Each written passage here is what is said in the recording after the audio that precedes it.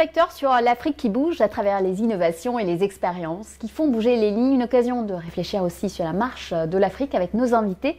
C'est l'heure d'Initiative Africa. Bienvenue à toutes et à tous. Voici le sommaire de votre magazine. Nos invités étaient au rendez-vous de l'année 2021, une année toujours marquée par l'extraordinaire capacité de l'Afrique à s'adapter et à innover dans un environnement international et sanitaire complexe. Nous retrouvons quelques-uns de nos invités, le journaliste Sidi Kaba, la défenseuse des droits des femmes Olaloua Abagoun, l'avocate de la plante Artemisia Lucille Cornet-Vernet et le lanceur d'alerte Jean-Jacques Lumumba. Écoutez du jazz à Lagos, cela se passe au Truth Club, l'une des adresses les plus cotées de la métropole nigériane, où nous attend le trompettiste Etuk Ubang. Il y a eu ce jour où un trompettiste est venu jouer dans notre église. Après le service, ma mère m'a emmené chez le trompettiste et m'a remise à lui en disant qu'elle voulait qu'il m'apprenne à jouer de la trompette. Son nom était Etop Adolphus. Mission protection du plus ancien héritage historique est-africain au musée Ouganda de Kampala, un exemple de préservation du patrimoine à suivre. Ce musée a en fait commencé avec les collections d'arthrographie et plus tard sur d'autres aspects de l'archéologie ou la paléontologie. Nous partons dans les nuits de Lagos pour ce premier reportage. La mégapole nigériane, comme de nombreuses villes en Afrique et ailleurs, s'est réveillée avide de musique et de danse après des mois de confinement. Dans ce club de jazz, la musique enchante les passionnés. Notre journaliste Hugo Uyana s'est glissé dans les répétitions du compositeur et trompettiste Etuk Ubang, étoile montante de la scène nigériane, pour écouter son cocktail de jazz et d'afrobeat. Regardez. L'atmosphère est intense avec des sentiments nostalgiques dans l'air. C'est un samedi soir habituel au Truth Club. C'est cette ambiance chaleureuse et enivrante qui incite les visiteurs et les amateurs de musique à venir nombreux pour apprécier cet endroit atypique. Le Nigeria, au fil des ans, a été un terrain nourricier pour un éventail de talents musicaux comme Etuk Ubang, l'un des trompettistes, compositeurs et chefs d'orchestre les plus demandés du pays. Né et élevé à Lagos, le centre névralgique du divertissement et du commerce du pays, le plus peuplé d'Afrique, le Nigeria. J'ai développé un intérêt pour jouer de la batterie conga à l'église et je me souviens que j'ai aussi essayé les sets de batterie. Il y a eu ce jour où un trompettiste est venu jouer dans notre église. Après le service, ma mère m'a emmené chez le trompettiste et m'a remise à lui en disant qu'elle voulait qu'il m'apprenne à jouer de la trompette. Son nom était Etop Adolphus. Guidé par sa passion, il a commencé à jouer de la trompette à l'âge de 14 ans et à l'âge de 16 ans, il s'est placé sous la tutelle de divers artistes professionnels tels que Edop Adolphor, Victor Aktemofé, feu le légendaire Sir Victor Oleya et le phénoménal Femi Kuti. Il a acquis sa formation musicale au Peter King College of Music, à la Merton School of Music et à l'Université du Cap en Afrique du Sud. J'ai été exposé à Malcolm X, Patrice Lumumba, Thomas Sankara, Nelson Mandela, Martin Luther King et plein d'autres qui reflètent la conscience noire.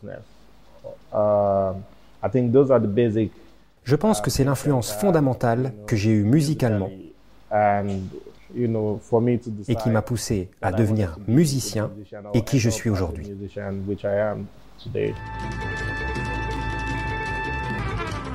Son inspiration du jazz, de l'afrobeat, de l'ekombi, du highlife et des éléments terrestres, vent, eau et feu, forge sa philosophie musicale qu'il appelle Earth Music ou musique de la terre, une incarnation du mélange de musique qu'il propose de son lieu de prédilection, The Truth Club à Lagos. Eh bien, pour moi, le processus d'écriture de ma musique et de composition de ma musique, des chansons que j'écris et j'interprète, sont essentiellement liés au fait que j'ai besoin d'éduquer les hommes et les femmes sur l'Afrique, qui est un peu la pomme de la discorde dans mes pensées.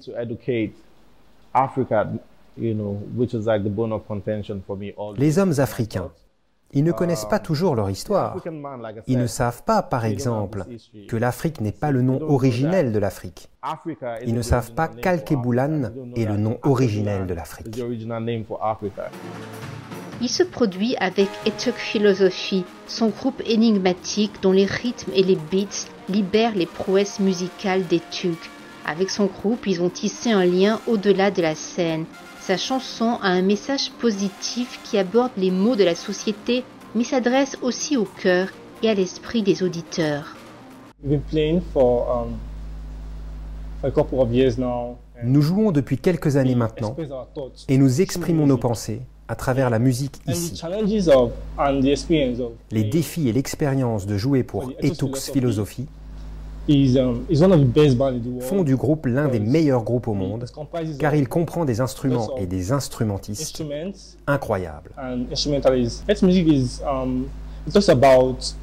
La musique de la Terre parle de vie, d'amour, de paix, d'amour pour l'humanité, et elle rassemble, crée l'unité. Nous exprimons nos émotions à travers cette musique. Dans les 10 prochaines années, le Truth Club sera aux 4 coins du monde, vous savez, portant toujours haut le drapeau de l'Afrique et éduquant pas que l'homme africain, mais tous les hommes.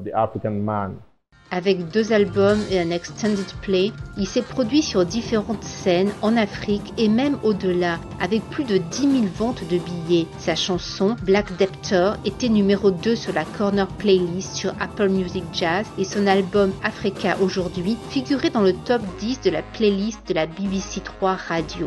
Il dirige une nouvelle génération d'interprètes de musique de jazz et d'amateurs de son genre assez rare de musique de la terre, Earth Music comme il l'appelle. Je vous disais en titre, nos invités des derniers mois ont passé au crible les multiples retournements de l'actualité de l'année, et notamment la propagation de l'insécurité et du terrorisme en Afrique de l'Ouest. Que faut-il penser aujourd'hui du groupe Boko Haram et la sous-région peut-elle espérer un retour au calme? Nous avions posé la question à l'un des meilleurs spécialistes du continent, le journaliste Sédik Abba, qui est l'auteur d'un ouvrage remarqué, Mieux comprendre Boko Haram. Regardez. Si j'entends ce que vous dites, ce n'est plus un projet religieux, ce n'est plus un projet social, mais tout simplement, c'est une mafia qui s'est constituée. Oui, les idéaux qui ont présidé à la création de Boko Haram, qui ont été portés par Mohamed Youssouf, son fondateur, entre 2002 et 2009, ont été complètement trahis, ont été complètement dévoyés. Aujourd'hui, Boko Haram procède à des expéditions, à des attaques, et le butin est ramené, le butin est partagé. Dans le livre Voyage au cœur de Boko Haram, des combattants ont témoigné sur la clé de répartition. Quand le butin est ramené, les chefs prennent une partie du butin, ils donnent une partie dérisoire aux combattants qui ont été menés des guerres, et les chefs se sont progressivement enrichis. Et le mouvement aujourd'hui sert beaucoup plus à l'enrichissement de quelques personnes, à des motivations d'ordre personnel, à des agendas personnels qu'à la défense d'une idéologie, à une volonté de développement de l'islam.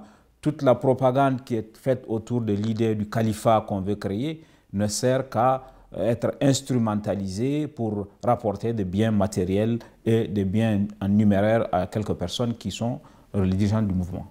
Vous êtes à même de nous dire, pour vous, est-ce que Boko Haram a ses jours de compter? Est-ce qu'il va disparaître? Oui, il peut disparaître. Il peut disparaître à condition qu'on trouve la bonne stratégie. Aujourd'hui, et c'est ce qui ne marche pas, l'idée qu'on peut éradiquer Boko Haram par les moyens militaires est une fausse idée. Les États ont créé en 2015 la force mixte multinationale qui comprend les armées du Nigeria, du Niger, du Tchad et même du Bénin qui est venu en renfort à ces 4 États. Mais on n'a pas obtenu le résultat qu'on attendait parce qu'on a pensé que le tout militaire et sécuritaire suffit. Il faut des solutions de développement. Malheureusement, aujourd'hui encore, que ce soit au nord Cameroun où Boko Haram recrute, au nord-est du Nigeria, au sud-est du Niger, dans le bassin du lac Tchad, il y a des défis de développement énormes. Et comme on sait, cette région, du fait de l'assèchement du lac Tchad, est confrontée aujourd'hui à une crise, une insécurité alimentaire, à une paupérisation de la population. Tout cela mis ensemble fait que si on ne prend pas garde, si on n'associe pas le militaire, le sécuritaire au développement, à la gouvernance, à la réponse écologique, la question de Boko Haram risque encore d'avoir de bonnes années devant elle. Une autre raison d'espérer, ce sont les progrès de l'avancement de la cause des femmes. Pas plus tard que ce mois-ci, un rapport de l'OCDE souligne que plusieurs pays africains ont adopté entre 2014 et 2020 des réformes législatives pour répondre à la violence envers les femmes et pour soutenir leur accès à la finance et à la propriété foncière. De quoi réjouir une jeune femme extraordinaire, la Nigériane Olaoluwa Bagun, qui a fondé l'ONG Girl Pride Circle pour justement encadrer l'émancipation des jeunes filles. Nous l'avions rencontrée à Lagos pour lui demander à quels nouveaux défis elle faisait face. Regardez. Regardons vers l'avenir. Quels sont les problèmes émergents ou les droits non encore établis sur lesquels votre organisation a tendance à se focaliser ? Bien sûr, chez Girl Pride, nous allons continuer à nous concentrer sur des enjeux comme l'éducation des filles et la violence sexiste qui, vous savez, nécessitent une grande partie de notre action à travers les communautés, à la fois en termes de sensibilisation individuelle et communautaire et de promotion en faveur d'un changement politique et juridique. Eh bien, il y a de nouveaux problèmes dans tous ces domaines autour des droits des filles qui émergent, qui continuent d'émerger et nécessitent l'attention de notre public. Donc, par exemple, au Nigeria, nous avons actuellement plus de 104 millions de personnes en ligne. Beaucoup de gens commencent à utiliser Internet, y compris les filles et les femmes. Et cela présente de tout nouveaux défis pour certaines problématiques que nous connaissions déjà. Comme par exemple la violence sexiste. Nous voyons diverses formes de violence sexiste se déplaçant des espaces physiques aux espaces en ligne. Et nous devons faire beaucoup pour sensibiliser la société en général à la sécurité numérique. Par exemple, prévenir l'intimidation en ligne, prévenir la violence sexuelle en ligne et veiller à ce que nos lois soient mises à jour pour refléter ces nouvelles réalités et pour protéger les filles au sein des espaces en ligne. Et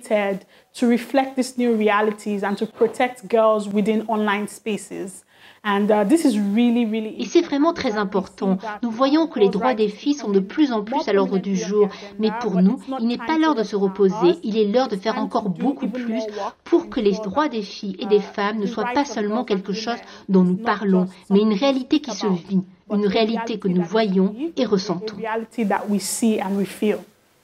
Avez-vous des recommandations à faire au gouvernement et aux principaux décideurs africains pour garantir que les droits des filles et des femmes sont préservés et respectés ? Je pense qu'il est vraiment important pour nos gouvernements, nos décideurs, nos responsables politiques d'avoir la volonté d'impliquer davantage les filles, en particulier les adolescentes, dans les processus de prise de décision. Car il y a toujours ce soupçon que les jeunes ne sont pas prêts pour le leadership, quelle que soit sa signification. Mais nous voyons que les jeunes continuent à innover. Nous voyons des jeunes continuer à dire la vérité au pouvoir, en particulier chez Girl Pride Circle. Les adolescentes que nous formons sont époustouflantes. Vous savez, le genre de conversation qu'elles proposent, ces filles, nous leur avons fait confiance pour rédiger des politiques pour les communautés, pour guider leur communauté, et elles ont fait un excellent travail. Je me demande ce que cela donnerait si elles avaient également la possibilité de prendre des décisions et de contribuer aux différentes politiques à une plus grande échelle. Donc je le recommande vraiment, et je soutiens nos décideurs et nos gouvernements qui veulent donner de la place aux jeunes filles.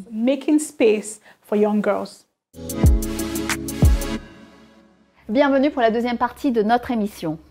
C'est un lieu incontournable en Ouganda.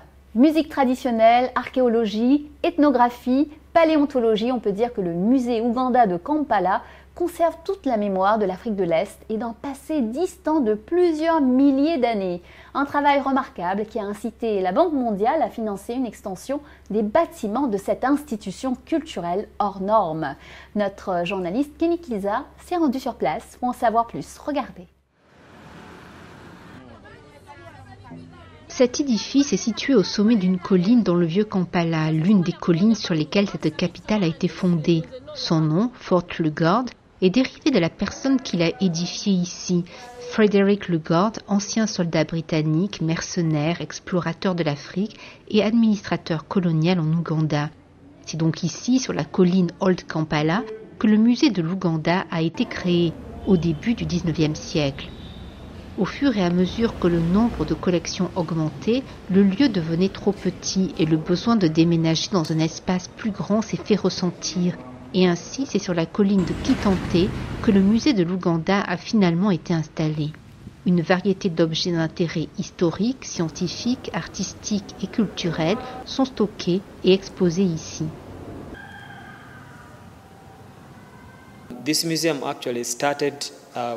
Ce musée a en fait commencé avec les collections d'arthrographie et plus tard sur d'autres aspects de l'archéologie ou la paléontologie.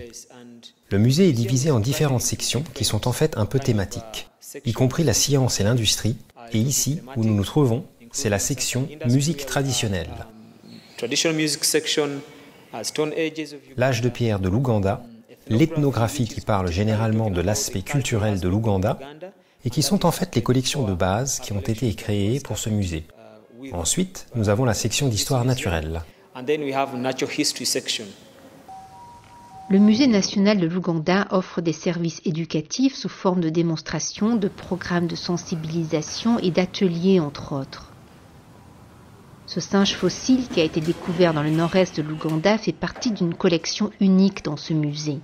Lors de sa découverte, les archéologues français ont travaillé en collaboration avec le gouvernement ougandais et ont emmené le fossile en France où il a été soumis à une analyse critique et à un examen pendant une année entière.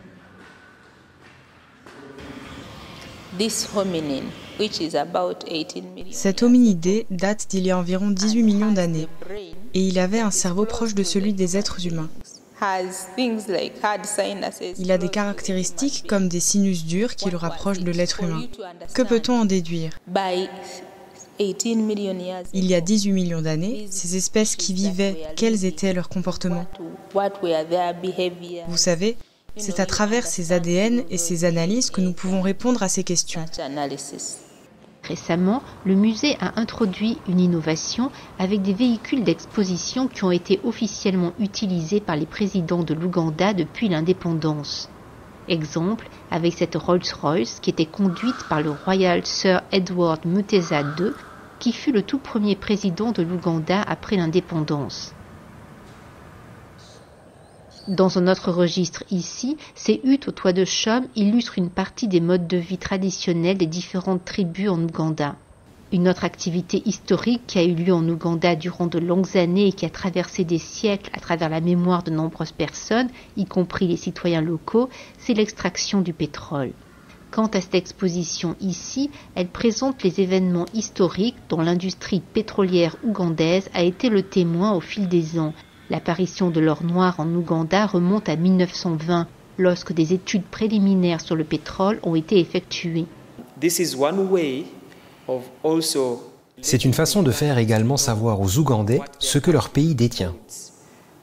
Une façon de donner la chance aux jeunes Ougandais de développer un intérêt et aussi de saisir des opportunités en ce qui concerne les études dans le secteur du pétrole et du gaz.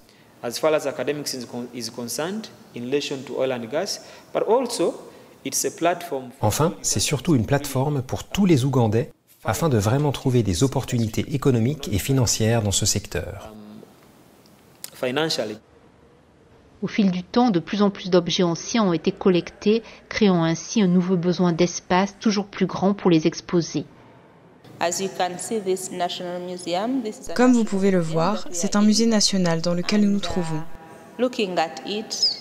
Oui, il y a suffisamment d'artefacts et d'informations, mais en termes d'espace, c'est limité.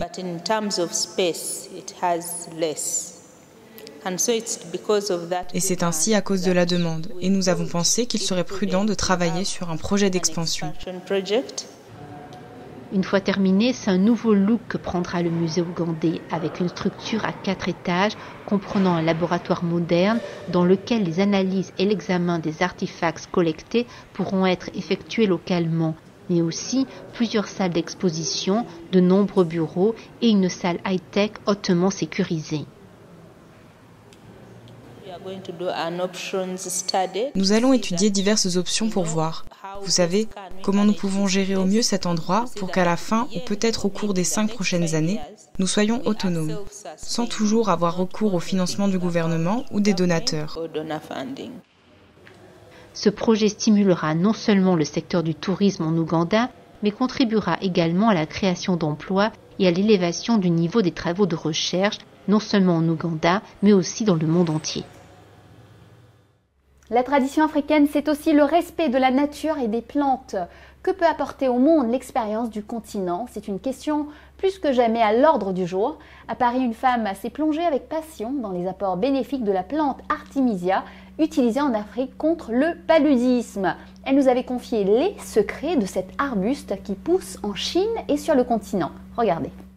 L'Artemisia annua est extrêmement connue puisqu'on extrait l'artémisinine de cette plante qui est le médicament de première intention, souvent mixé avec un autre pour traiter les crises de paludisme dans le monde entier.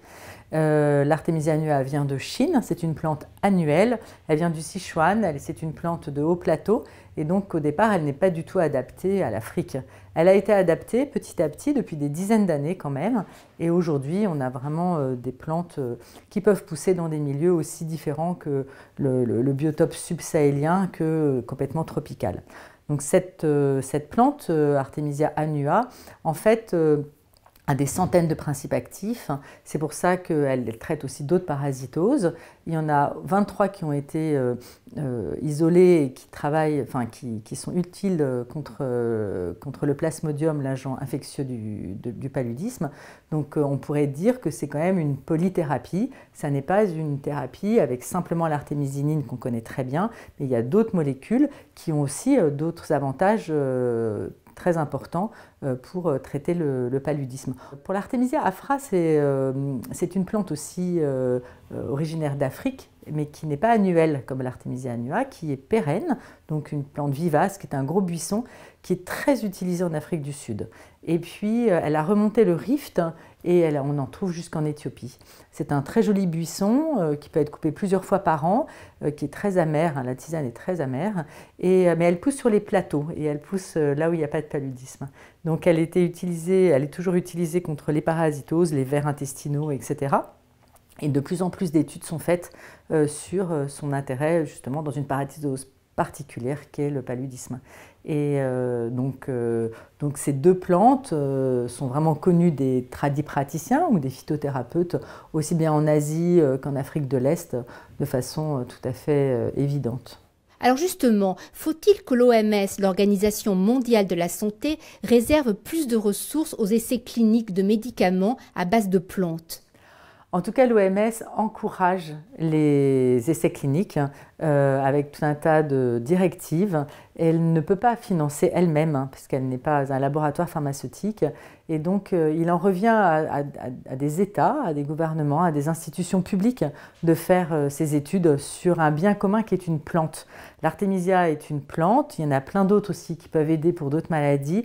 Et il serait intéressant, dans une période aussi compliquée que la nôtre, avec ces réchauffements climatiques, nous allons sans doute pas avoir des années devant nous extrêmement réjouissantes et d'avoir une plante qui soit une maladie importante, grave même, qui puisse pousser dans un rayon proche de chez soi et qui soit efficace et très peu chère est vraiment une solution idéale aujourd'hui. Et l'année s'achève aussi par un scandale qui continue de secouer la République démocratique du Congo. C'est la fuite de 3,5 millions de documents remis à la plateforme de protection des lanceurs d'alerte en Afrique. Il prouverait qu'une banque panafricaine privée a été utilisée pour détourner 138 millions de dollars d'argent public.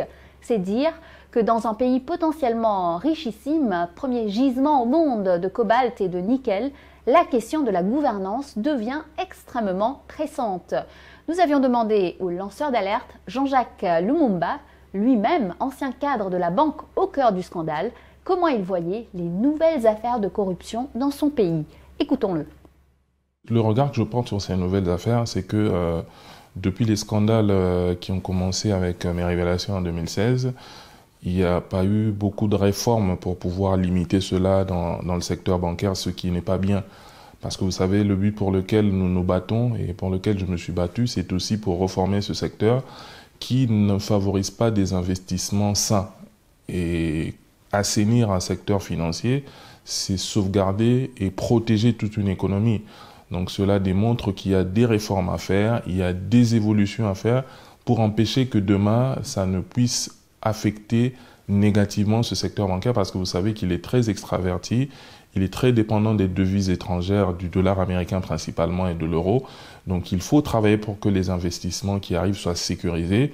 Et quand il y a beaucoup de scandales, ça n'aide pas à donner une très bonne image de l'économie du pays dans lequel il se passe. Et donc l'image que j'ai, c'est d'abord un regret, mais aussi une note d'espoir, parce que je me dis qu'il y a lieu aujourd'hui, avec des scandales de plus, de pouvoir travailler pour que l'image de ce secteur soit redorée, que des bonnes personnes soient à la bonne place et que demain, des bons investissements arrivent pour faire décoller ce pays qui est stratégiquement puissant et immensement riche, avec des minerais qui vont demain être à la base de la transition écologique. Donc il faut que le secteur bancaire suive et qu'il soutienne le potentiel énorme qu'a ce pays au centre de l'Afrique. De votre point de vue, que faut-il faire pour y arriver en premier? La gouvernance? Le Congo, depuis 1960, souffre d'un problème criant de gouvernance. Parce que vous savez, le premier régime congolais démocratiquement élu a été décapité. Et il y a eu une désarticulation de la classe politique depuis cette époque-là jusqu'à ce jour, où les élections sont contestées, où les gouvernants ne respectent pas les aspirations du peuple, parce que malheureusement, ils ne dépendent pas de ce peuple-là, où ils ne reflètent pas la voix et la volonté de ce peuple. Donc il y a un problème de vision, il y a un problème de gouvernance, et il y a un problème d'avoir des bonnes personnes à la bonne place, parce que le Congo regorge des talents, que ce soit au niveau local ou au niveau international. Ce pays n'a pas un problème d'hommes, il a un problème de leadership à tous les niveaux, parce que rien qu'avec tout ce qui se passe aujourd'hui, on remarque qu'il y a un problème de prévision, il y a un problème de planification, il y a un problème d'anticipation. Donc bref, c'est un problème de gouvernance et surtout de leadership. Récemment, on note de nouvelles organisations, notamment l'activisme d'une plateforme anticorruption qui s'appelle « Le Congo n'est pas à vendre ». Est-ce que ça vous donne de l'espoir? Ça nous donne de l'espoir parce que le Congo n'est pas à vendre, qui est une plateforme dans laquelle l'organisation dans laquelle je fais partie, UNIS, prend part, parce que c'est une campagne qui a coalisé les forces de plusieurs ONG, tant nationales qu'internationales, et de plusieurs activistes pour pouvoir parler des questions de lutte contre la corruption et de transparence. Donc ça donne de l'espoir parce qu'aujourd'hui, ce que nous faisons est tant soit peu entendu par les autorités, même si les décisions qui suivent n'arrivent pas à satisfaire intégralement ce pourquoi les Congolais attendent. Mais ça donne de l'espoir parce que on a appris à se battre ensemble. Chacun ne se bat pas de son côté. On met tous nos efforts ensemble pour pouvoir aider à ce que ces questions qui fâchent, qui est surtout la question de la corruption dans notre pays, question de corruption qui est une question qui se vit dans plusieurs pays africains, est mis au centre, et nous battons contre cette question en étant ensemble, en mettant toutes nos intelligences ensemble pour pouvoir faire en sorte que nous puissions être entendus et au Congo et en dehors du Congo, et permettre à ce que demain les nouveaux contrats, les nouvelles perspectives puissent aider ce pays à être la force qu'elle représente. Donc c'est un espoir pour que d'avoir et de militer dans cette campagne et dans cette coalition qu'on appelle le Congo n'est pas à vendre. Voilà, Initiative Africa, c'est fini pour aujourd'hui. C'était notre dernière émission pour cette année 2021. Mais bien sûr, vous pouvez retrouver toutes nos émissions sur notre nouveau site africaonair.com ainsi que sur tous nos réseaux sociaux. N'hésitez pas à liker, partager et commenter avec le hashtag Initiative Africa. Et n'oubliez pas, la semaine prochaine, même chaîne, même heure, je vous donne rendez-vous avec Business Africa. Bonne semaine à tous et bonne fête de fin d'année.